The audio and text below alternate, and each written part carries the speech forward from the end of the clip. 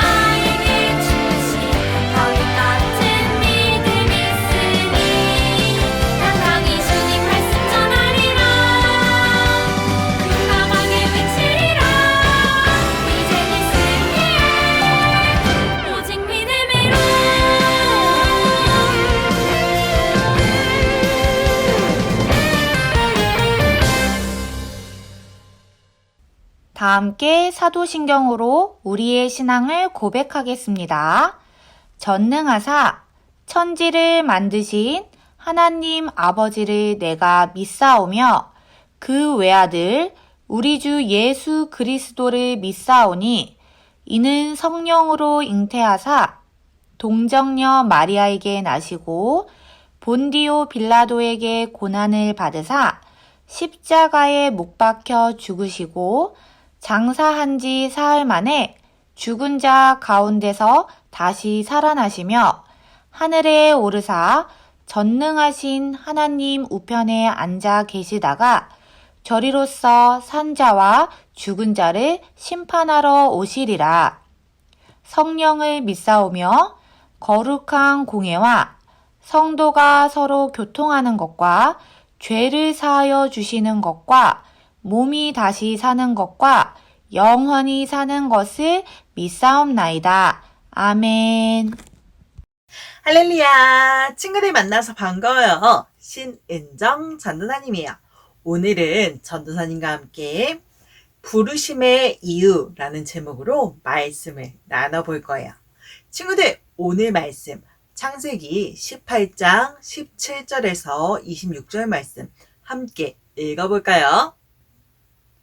야훼께서 이르시되 내가 하려는 것을 아브라함에게 숨기겠느냐? 아브라함은 강대한 나라가 되고 천하 만민은 그로 말미암아 복을 받게 될 것이 아니냐. 내가 그로 그 자식과 권속에게 명하여 야훼의 도를 지켜 의와 공도를 행하게 하려고 그를 택하였나니 이는 나 야훼가 아브라함에게 대하여 말한 일을 이루려 함이니라. 야훼께서 또 이르시되 소돔과 고모라에 대한 부르짖음이 크고 그 죄악이 심히 무거우니 내가 이제 내려가서 그 모든 행한 것이 과연 내게 들린 부르짖음과 같은지 그렇지 않은지 내가 보고 알려하노라. 그 사람들이 거기서 떠나 소돔으로 향하여 가고 아브라함은 야훼 앞에 그대로 섰더니 아브라함이 가까이 나아가 이르되 주께서 의인을 악인과 함께 멸하려 하시나이까. 그 성 중에 의인 50명이 있을지라도 주께서 그곳을 멸하시고 그 50의인을 위하여 용서하지 아니하시리이까. 주께서 이같이 하사 의인을 악인과 함께 죽이심은 부당하오며 의인과 악인을 같이 하심도 부당하니이다. 세상을 심판하시는 이가 정의를 행하실 것이 아니니이까. 야훼께서 이르시되 내가 만일 소돔 성읍 가운데서 의인 50명을 찾으면 그들을 위하여 온 지역을 용서하리라. 창세기 18장 17절에서 26절 말씀. 아멘. 친구들, 혹시 지난주 말씀 기억나나요? 맞아요. 하나님께서 아브람을 복의 통로로 부르셨었어요. 하나님께서 아브람에게 주시겠다고 약속하신 것들이 있었죠. 땅도 주시고 자식도 주시고 복의 근원이 되게 해주신다고 하나님께서 약속해 주셨어요. 친구들, 하나님께서는 이렇게 아브라함을 복의 통로가 되게끔 하셔서 부르셨는데 하나님께서는 왜 아브라함을 부르셨을까요? 오늘 전사님과 그 말씀을 나눠보려고 해요. 오늘 말씀에 보면요, 하나님께서 아브라함을 부르신 이유가 명확하게 나와 있어요. 뭐라고 나와 있냐면 하나님께서는 아브라함을 그리고 아브라함과 그의 자손들을 통해서 야훼도 하나님이 말씀하시는 것들을 지켜 행하게 하고 정의와 공의, 그 공도를 따라가게 할 것이다 라고 하나님께서는 말씀하셨어요.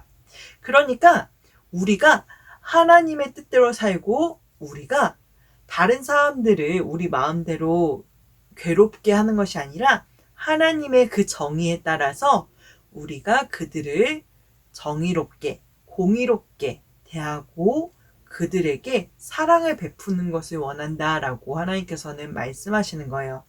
하나님께서는 우리가 하나님의 백성으로서 의롭게 살기 원하신다라고 성경은 이야기하시는 거죠.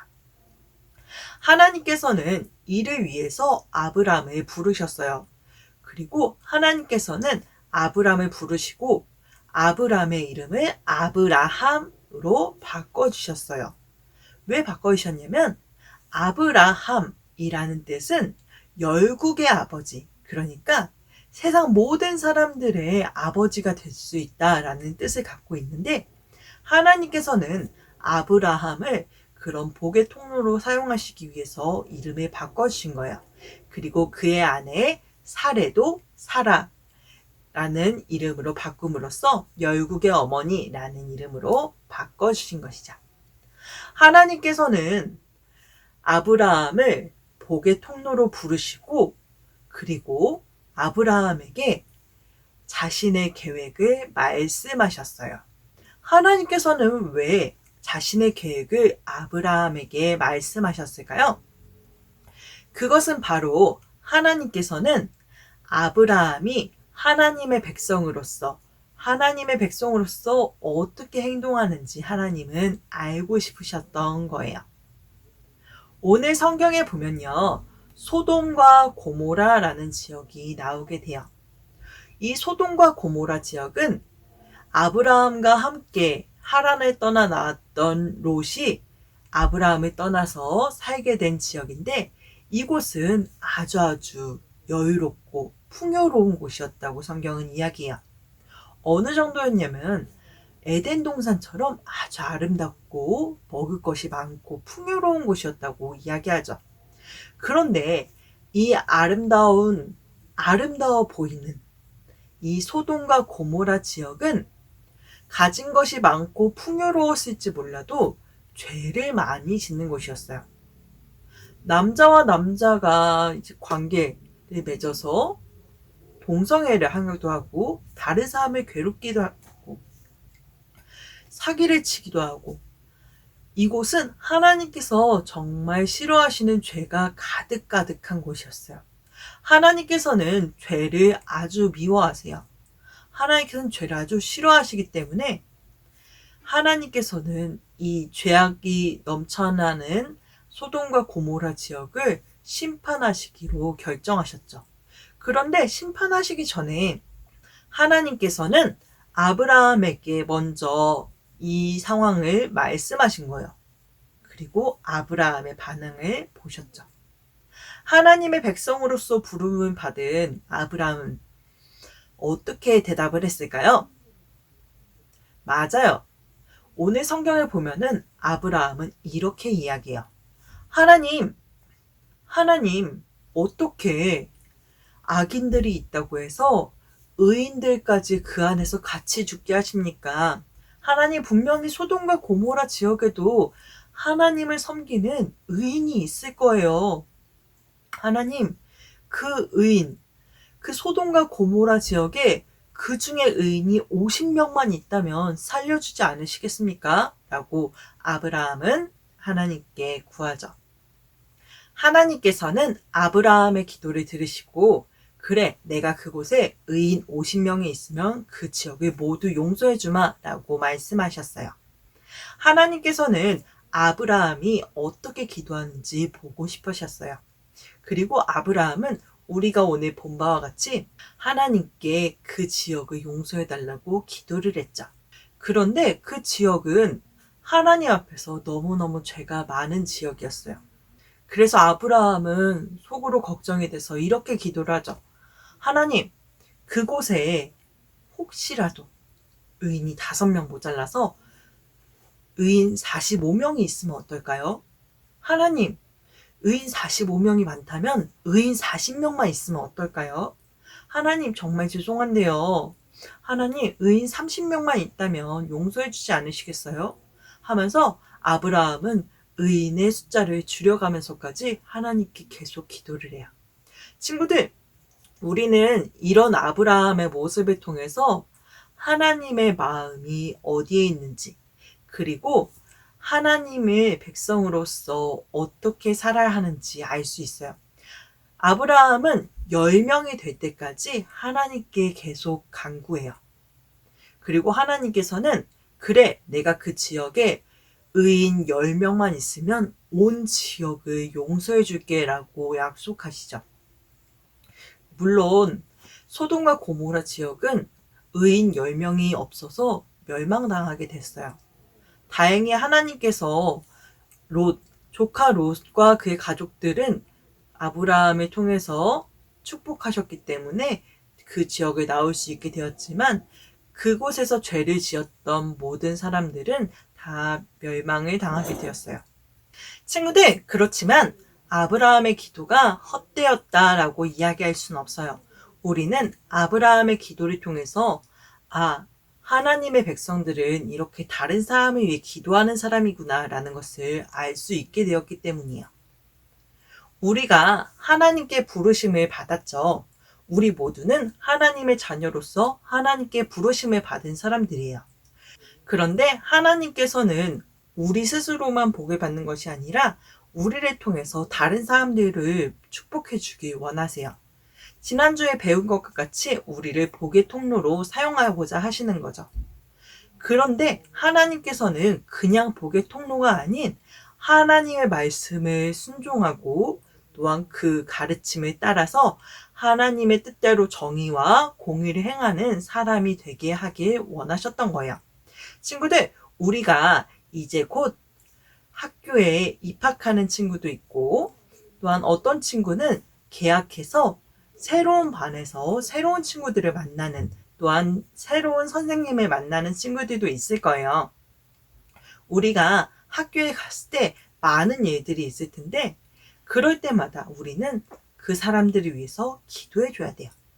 우리 반 선생님이 그리고 우리 친구들이 나쁜 일이나 어려운 일을 당할 때 하나님 그들을 용서해 주시고 그들을 지켜주세요 할 수 있는 친구들이 되어야 한답니다.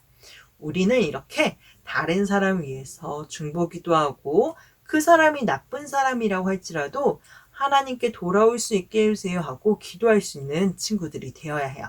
우리 이렇게 하나님께서 우리를 부르신 이유를 명확하게 알고 그 길을 따라가는 멋진 친구들이 되길 축복합니다. 전도사님과 함께 기도하도록 할게요. 사랑의 하나님 감사합니다. 하나님께서 오늘 우리를 부르신 이유를 알게 되었습니다. 하나님, 우리가 하나님께서 부르신 것과 같이 우리가 하나님의 뜻을 잘 따라가고 하나님의 뜻에 순종하고 또한 하나님의 뜻에 따라서 의와 공의를 행하는 친구들이 될 수 있게 해주세요. 또한 다른 사람들의 아픔과 잘못된 모습을 보고 늘 기도해 줄 수 있는 친구들이 되게 해주세요. 감사드리며 예수님의 이름으로 기도드렸습니다. 아멘.